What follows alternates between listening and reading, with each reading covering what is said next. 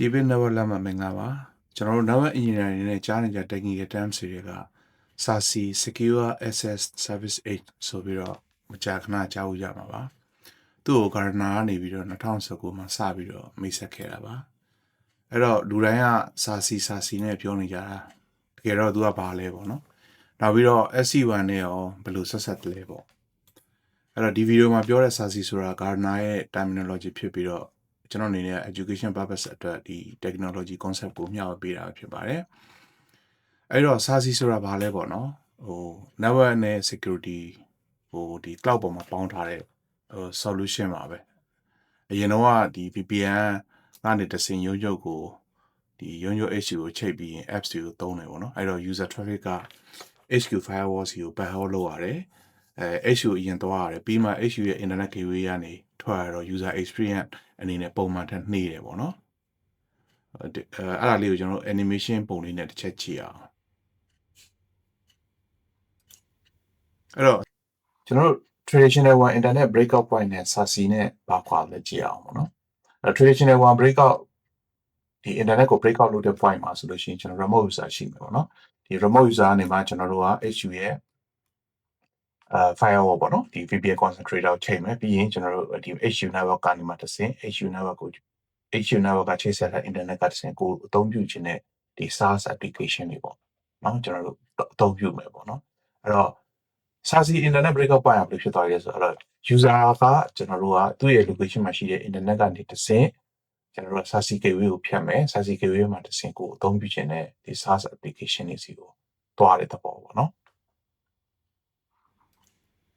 အဲ့တော့ SASE မှာကျတော့ user ကဘယ်နေရာပဲရောက်နေသူရှိတဲ့နေရာရဲ့ internet gateway ကတစ်ဆင့်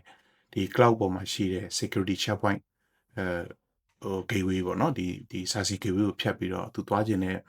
ဒီ location ပေါ့ destination ကိုdestination နေရာကိုထွက်သွားတယ်ဆိုတဲ့သဘောပေါ့နော်အဲ့တော့ user experience အနေနဲ့မြန်လဲပို့ပြီးတော့မြန်သွားတယ်ပို့ပြီးတော့ secure ဖြစ်သွားတဲ့သဘောပေါ့ဒါဆို SASE က SD1 နဲ့ပါကွာလဲပေါ့နော်အဓိကတော့ SD1 solution ကို secure service edge ပေါ့နော် SSE ပေါင်းပြီးသုံးတာကို SASE လို့ခေါ်လိုက်တာပါဆိုလိုတာကကျွန်တော်တို့ SD1 connection line ကောင်းဖို့line မြန်ဖို့ optimize လုပ်ပေးတယ် secure service edge ကကျတော့ကျွန်တော် security protection အတွက်ကိုတာဝန်ယူတဲ့သဘောပေါ့အဲဒီနှစ်ခုပေါင်းပြီးမှ SASE ဖြစ်လာတာပါအဲ့တော့ analogy အနေနဲ့မြင်အောင်ပြောရမယ်ဆိုလို့ရှိရင်ကျွန်တော်ဥပမာအဖြစ် SD1 ကဒီ highway ဒီအမြန်လမ်းမကြီးနဲ့တူပြီးတော့ SASE ကကျတော့အဲ့ဒီလမ်းပေါ်မှာရှိတဲ့ကျွန်တော်လုံခြုံရေးတွေစစ်ဆေးတဲ့ဒီ checkpoint gate တွေနဲ့တူတာပေါ့နော်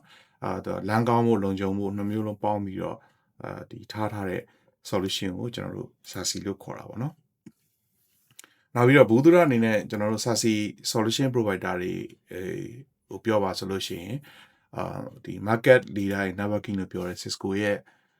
အရင်တော့ Viptela SD1 လို့ခေါ်ပြီးတော့အခုတော့ Cisco Catalyst SD1 လို့ခေါ်တဲ့ဒီ Catalyst SD1 နဲ့ Cisco ဒီ Cisco Secure Access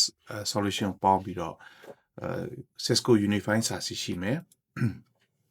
နောက်ပြီးတော့ဒီ security ဘိုင်းမှာအကောင့်တယ်လို့ပြောတဲ့ Palo Alto Network ရဲ့ဒီ Prisma SD1 နဲ့ Prisma Access ကိုပေါင်းပြီးခေါ်တဲ့ Prisma SASE ရှိမယ်နောက်ဒီဟာပေါ့budget friendly ဖြစ်တယ်လို့ပြောတဲ့ 40 နဲ့ရဲ့ 40 SASE ရှိမယ်